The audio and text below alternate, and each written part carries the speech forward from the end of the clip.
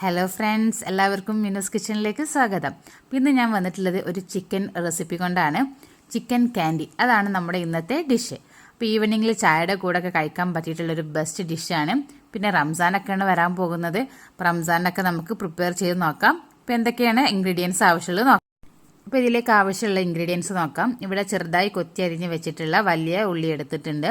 ഇനി അതിലേക്ക് ആവശ്യമുള്ളത് കുറച്ച് മല്ലിപ്പൊടി, മുളക് പൊടി, മഞ്ഞൾപ്പൊടി, പിന്നെ ഇഞ്ചി വെളുത്തുള്ളി പേസ്റ്റ്, പച്ചമുളക്, ഉപ്പ്. പിന്നെ ഇവിടെ ഞാൻ ഓൾറെഡി കുക്ക് ചെയ്ത് വെച്ചിട്ടുള്ള ചിക്കനാണ് എടുത്തിട്ടുള്ളത്. ഇനി എങ്ങനെ ഉണ്ടാക്കാന്നുള്ളത് നോക്കാം. ഓക്കെ, ഇവിടെ പാന് ചൂടായിട്ടുണ്ട്. അപ്പോൾ ഇതിലേക്ക് കുറച്ച് വെളിച്ചെണ്ണ ഒഴിച്ചു കൊടുക്കാം. എന്നിട്ട് നമ്മൾ നേരത്തെ കൊത്തിയരിഞ്ഞ് വെച്ചിട്ടുള്ള വലിയുള്ളി ഇതിലേക്ക് ചേർത്ത് കൊടുക്കാം. ഇനി ഇത് നന്നായി ഒന്ന് വഴറ്റിയെടുക്കണം. ആവശ്യത്തിന് ഉപ്പ് ചേർത്ത് കൊടുക്കാം.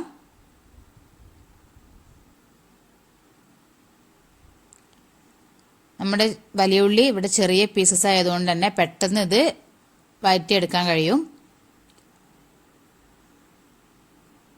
അപ്പോൾ ഇവിടെ ഒന്ന് വഴന്ന് വരുന്നുണ്ട്. അപ്പോൾ ആ സമയം കൊണ്ട് നമ്മൾ നേരത്തെ അരിഞ്ഞു വെച്ചിട്ടുള്ള 2 പച്ചമുളക് ചേർത്തിട്ടുണ്ട്. അതിലേക്ക് കുറച്ച് ഇഞ്ചി വെളുത്തുള്ളി പേസ്റ്റ് ചേർത്ത് കൊടുക്കുക.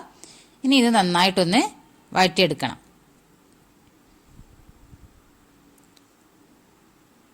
ഇനി അടുത്തതായിട്ട് നമുക്ക് ഇതിലേക്ക് നമ്മുടെ മസാലപ്പൊടികളൊക്കെ ചേർത്ത് കൊടുക്കാം. കുറച്ച് മഞ്ഞൾപ്പൊടി ചേർത്തിട്ടുണ്ട്, കുറച്ച് മുളക് പൊടി, പിന്നെ ഒരു നുള്ള് മല്ലിപ്പൊടി. അപ്പോൾ ഇതൊക്കെ നമ്മുടെ ഐഡിയക്ക് അനുസരിച്ച് ചേർക്കണം. അതിൻ്റെ അളവ് പറയാത്തത് നമ്മൾ എടുക്കുന്ന ഉള്ളിയുടെ ഒക്കെ കണക്കനുസരിച്ചിട്ടാണ് നമ്മൾ ചേർത്ത് കൊടുക്കുക. പിന്നെ ഇത് എല്ലാവർക്കും അറിയാവുന്ന കാര്യമൊക്കെ തന്നെയാണ്. അതുകൊണ്ടാണ് ഞാൻ പ്രത്യേകിച്ചൊരു അളവൊന്നും പറയാത്തത്. പിന്നെ നമ്മൾ എടുത്ത് വെച്ചിട്ടുള്ള ചിക്കൻ ഇതുപോലെ ചെറിയ പീസസ് ആക്കിയിട്ട് റെഡിയാക്കി കൊടുക്കുക. നന്നായിട്ടൊന്ന് ഇത് മിക്സ് ചെയ്തെടുക്കാം. ഇപ്പോൾ ഇവിടെ നന്നായി ഇത് കുക്കായി വന്നിട്ടുണ്ട്. മസാല ഒക്കെ ചിക്കനിലൊക്കെ ഒക്കെ പിടിച്ചിട്ടുണ്ട്. ഇനി നമുക്കിത് ഒന്ന് ബൗളിലേക്ക് മാറ്റാം. അപ്പം നമ്മുടെ ഫില്ലിങ് ഇവിടെ റെഡി ആയിട്ടുണ്ട്. അപ്പോൾ ഒന്ന് ചൂടായതിനു ശേഷം നമുക്കിതൊന്ന് ചെറിയ ബോൾസ് ആക്കിയിട്ട് എടുക്കണം. അപ്പോൾ ചെറിയ ചെറിയ ബോൾസാണ് എടുക്കുന്നത്. അപ്പോൾ ഇതുപോലെ ചെറിയ ബോൾസ് ആക്കിയിട്ട് നമുക്കിത് ഫുൾ ഫില്ലിങ് നമുക്കിത് റെഡിയാക്കി എടുക്കണം.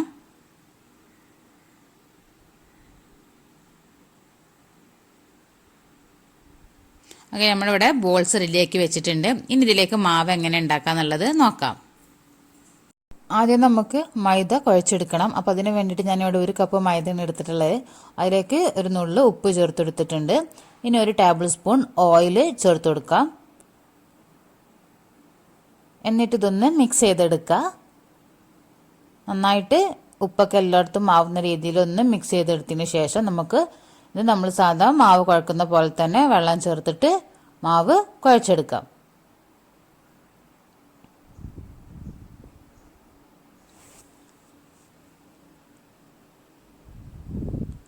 അപ്പം നമ്മുടെ മാവ് ഇവിടെ നന്നായി കുഴച്ചെടുത്തിട്ടുണ്ട്.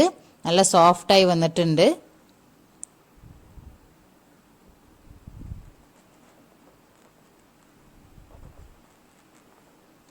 ഇനി ഇത് നമുക്ക് പരത്തിയെടുക്കണം.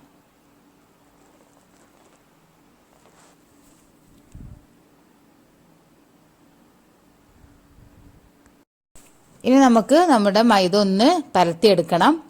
അപ്പോൾ അത്യാവശ്യം നല്ല വലുപ്പത്തിൽ തന്നെ പരത്തിയെടുക്കുക. കാരണം നമുക്കത് വീണ്ടും പിന്നെ ചെറിയ റൗണ്ട്സ് ആക്കി എടുക്കാനുള്ളതാണ്. അപ്പോൾ ഇതുപോലെ നന്നായിട്ട് അധികം കട്ടിയില്ലാതെ ഒന്ന് പരത്തിയെടുക്കാം. അപ്പോൾ ഇനി ചെറിയ റൗണ്ട്സ് ആക്കി എടുക്കാൻ വേണ്ടിയിട്ട് ഞാനിതുപോലെ ഒരു കട്ടർ വെച്ചിട്ടാണ് ചെയ്യുന്നത്.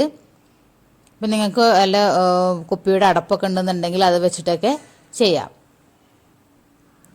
ഇനി ഇതുപോലെ എക്സ്ട്രാ ഉള്ള പോർഷൻസ് നമുക്ക് ഇതിൽ നിന്ന് മാറ്റാം.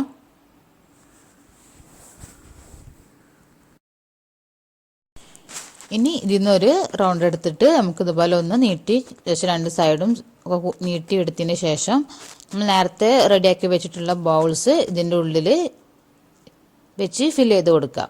അപ്പോൾ ഫില്ല് ചെയ്യുമ്പോൾ നമ്മളൊന്നൊരു ക്യാൻഡി ഷേപ്പിൽ ഇത് ഫില്ല് ചെയ്യാൻ നോക്കുക. ഇതുപോലെ വെച്ചിട്ട് ഇതിൻ്റെ 2 സൈഡും ഒന്ന് കൂട്ടി വെച്ച് ഒരു ക്യാൻഡി ഷേപ്പിലാക്കി കൊടുക്കുക.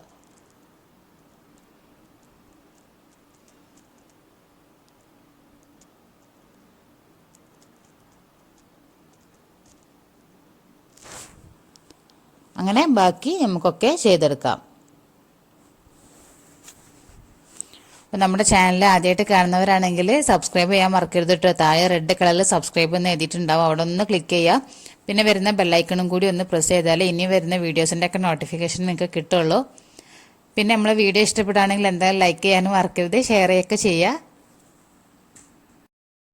അങ്ങനെ കംപ്ലീറ്റ് നമ്മളിവിടെ ചെയ്തെടുത്തിട്ടുണ്ട്. ഇനി നമുക്കിതൊന്ന് പൊരിച്ചെടുക്കണം. അങ്ങനെ എണ്ണ ഇവിടെ ചൂടാക്കാൻ വെച്ചിട്ടുണ്ട്. ഇനി ചൂടായി ഒന്ന് നോക്കാം. അപ്പോൾ നമ്മുടെ എണ്ണ ഇവിടെ നന്നായി ചൂടായി വന്നിട്ടുണ്ട്. ഇനി ഇതിലേക്ക് നമ്മളെ കാൻഡീസ് ഇട്ടിട്ട് നമുക്കൊന്ന് പൊരിച്ചെടുക്കാം.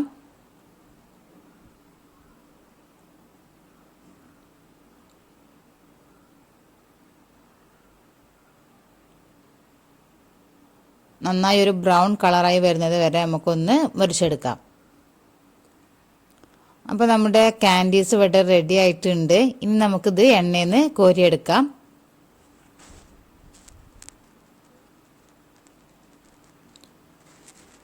അങ്ങനെ കംപ്ലീറ്റ് ഞാനിവിടെ പൊരിച്ചെടുത്തിട്ടുണ്ട്. ഇന്നത്തെ വീഡിയോ എല്ലാവർക്കും ഇഷ്ടപ്പെട്ടെന്ന് വിചാരിക്കുന്നു. എല്ലാവരും ഇത് വീട്ടിൽ ട്രൈ ചെയ്ത് നോക്കുക. ഇഷ്ടപ്പെടുകയാണെങ്കിൽ എന്തായാലും കമൻറ്റ് തരണം. വീഡിയോ ലൈക്ക് ചെയ്യണം, ഷെയർ ചെയ്യണം ഒക്കെ ചെയ്യുക. Thank you so much.